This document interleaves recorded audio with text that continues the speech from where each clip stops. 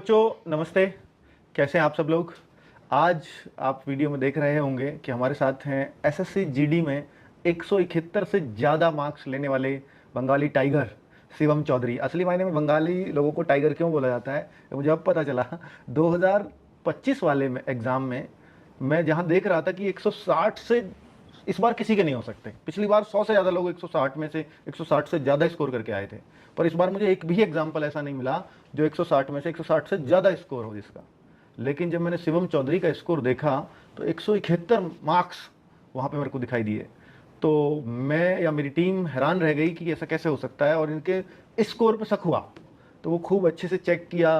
वो कहते हैं ठोक बजा के देख लेना, तो वो सब कुछ इनसे पूछा गया, कौन सा एग्ज़ाम आपने पहले दिए हैं, कैसे 171 आए। तो फिर लगा कि बच्चा एकदम जेन्युइन है और वास्तव में इसने टाइगर वाला काम किया है। तो बंगाली लोगों, आपकी योग्यता में, आपके किसी तरह का आपके ज्ञान में कभी कोई शक नहीं रहा, क्योंकि आपको भी मालूम है कि जो पूरे एशिया में सबसे पहला नोबेल आया था साहित्य में, पूरे एशिया का ही सबसे पहला नोबेल 1913 में रविंद्रनाथ टैगोर को मिला था, और जो बंगाल से ही बिलोंग करते हैं। और तो इसमें तो कोई शक नहीं है कि ज्ञान में वहाँ कभी कोई पीछे रहा हो, हमेशा आगे रहा है बंगाल।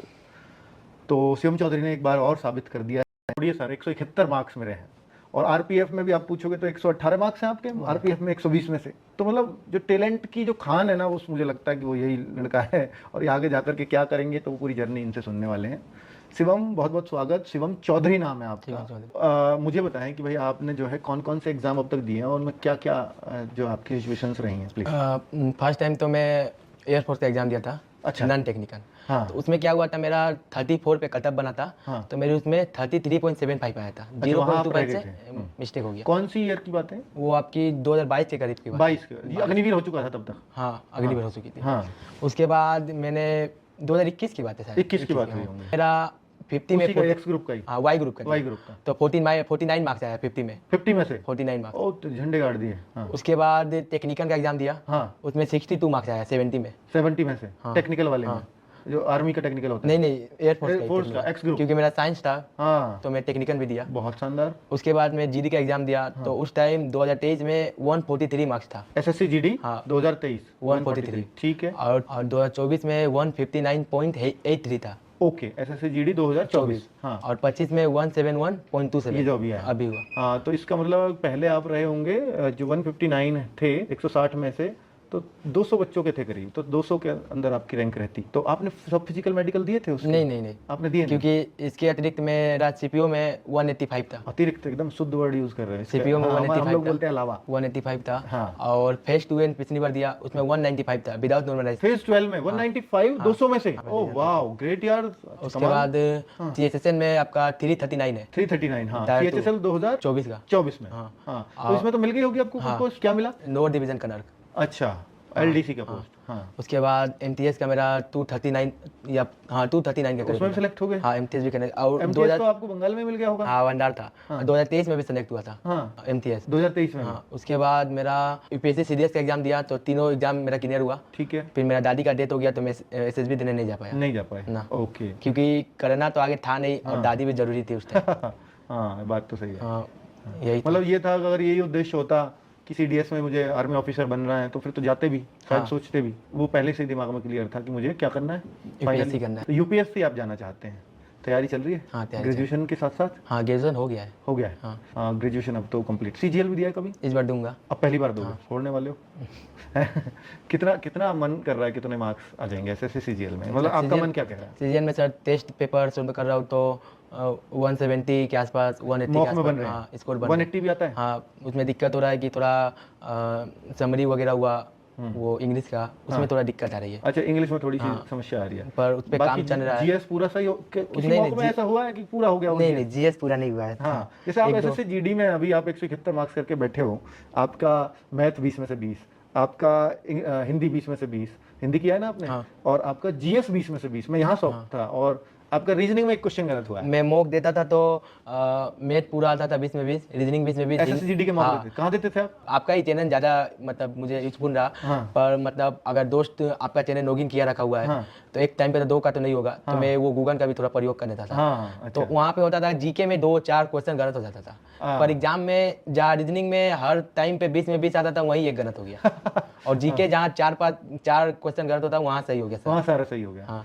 तो आपको ऐसा लगा कि 20 में से 20 का आपको जीके आता था, या कुछ तुक्के से भी सही हुआ? एक दो नहीं 2 क्वेश्चन तुक्के से सही हुआ है। 2 क्वेश्चन तक बड़े ईमानदार हो यार आप। नहीं 2 तो क्वेश्चन बच्चा तुक्के से सही हुआ। करके बोलता है और कि जो मैं- रीजनिंग था, वो जो लास्ट वाला रीजनिंग था, वो भी मैं तुक्का ही लगाया था, वो गलत हो गया।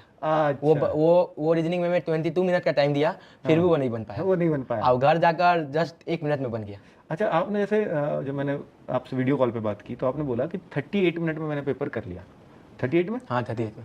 1 घंटे का समय मिलता है आपको 80 प्रश्नों के लिए, तो आपने 38 मिनट में बना दिए। तो ऐसी क्या प्रैक्टिस की थी आपने कि 38 मिनट में सर बन गए? फर्स्ट टाइम जब मैं कंप्यूटर पे गया था जीडी का एग्जाम देने 2023 में, तो मैं घर पे 10 मिनट में 12 मिनट में रीजनिंग खत्म करता था। हाँ, वहाँ पे जाने पे मुझे 25 मिनट से भी ज़्यादा टाइम लग गया रीजनिंग में? हाँ, क्योंकि घर पे तो तो उस एक क्वेश्चन ने टाइम लिया और उन्होंने भी नहीं टाइम नहीं पूरा रीजनिंग टाइम है वहाँ पे 25 मिनट। लिया? क्या घबराहट हो गई क्या? 2023 यहाँ पे क्या था कि घर पे कॉपी पे और पेन से अच्छा, जब टिक हो पहली बार जाता था। 2023 की बात कर रहे हैं आप? कॉपी पेन से यहाँ पे टिक हो जाता था, और वहाँ पे कंप्यूटर है, माउस है। हाँ। और आज तक कभी कंप्यूटर सीखे भी नहीं है, कभी ना उसका कोचिंग की है। हाँ। वहाँ डायरेक्ट उधर उधर उधर करते करते टाइम वहाँ पे ज़्यादा हो गया। दिल्ली पुलिस में? नहीं जीडी का, ऐसे जीडी का। ठीक है, अच्छा कंप्यूटर का। हाँ, तो फिर धीरे धीरे फिर वहाँ पे भी धीरे धीरे ओके हुआ। फिर 24 में भी थोड़ी सी घबराहट रही। फिर वहाँ पे भी टाइम बचा, 49 मिनट में वहाँ पे पेपर कंप्लीट था। ठीक है। और इस बार तो पूरा सक्सेसफुल रहा, पूरा मिशन सक्सेसफुल। अच्छा, हिंदी कैसे आपने बहुत स्ट्रांग की? सर हिंदी तो पहला ना बात कि सर आप लोग का जो बुक है, हाँ। बुक मुझे बहुत यूजफुल रहा। मतलब हमारे एरिया में ना 99.9% लोगों के पास आपका ही बैच है। अच्छा, एसएससी के लिए? जीडी के वहाँ पे ए टू जेड सब जीडी की तैयारी करने वाले हैं, और किसी का आपको तैयारी का नहीं मिलेगा। नहीं मिलेंगे? नहीं, सिर्फ सीजीएल GD वगैरह के नहीं कुछ मिलते? नहीं, कुछ नहीं, पूरा जीडी के ही बंदे हैं। अच्छा, ए टू जेड जीडी के और बंदे हैं। जीडी में सब आरडब्ल्यूएस जुड़े हुए हाँ हैं? सब आदमी से पूरे के पूरे जुड़े हुए हैं। अच्छा। और वहाँ पे उन लोग के पास ही आपका बहुत बुक है, सबके पास है। ये नहीं कि एक ही ईयर का है, हाँ। 2023 का, 22 का, सबका बुक रखे है। जिसका घर में जाइएगा सिर्फ बुक ही रखा हुआ है अच्छा, पढ़ते नहीं है ना। अब वो 2024 फॉलो करे तो बोले भाई 2023 का मुझे दे दो, हाँ। मैं पढ़ूंगा तब। अच्छा, 23 वाले से पढ़ लिया। तो वो एग्जाम के 10-15 दिन पहले वो स्पून रहा। तो आपने खरीदा नहीं, आपने उनसे लेके पढ़ दिया? हाँ, क्या? बेस भी खरीदने का जरूरत नहीं पड़ा, हाँ, क्योंकि बैच दोस्त का पढ़ा? हाँ। और नवीन सर का सर कमाल रहा। अच्छा। नवीन सर बहुत ही, हम लोग को वहाँ पे नवीन सर बहुत ही फेमस टीचर है। अच्छा, आपके वहाँ पे? सब कोई नवीन सर को ही दिन से मानता है वहाँ पे। हाँ, क्या बात है, क्या बात है। तो वो जीके वहीं उनसे पढ़ते हैं हाँ, बच्चे? जीके हुआ, हिंदी हुआ वहाँ पे। हाँ। उनसे बहुत टचअप में है। ज़्यादा तो आपका आर्दापनियों का रोल मेरे लिए ज़्यादा मॉक टेस्ट में रहा, डाउट क्लियर करने में रहा। हाँ। और अधिकतर तो बेस मेरा मजबूत था, हो ही जाना था। बेस, हाँ, वो तो हो ही जाना था कि आप पहले भी इतना अच्छा स्कोर करके बैठे हुए हो ऑलरेडी। तो आपको आरडब्ल्यू के बारे में कब पता चला?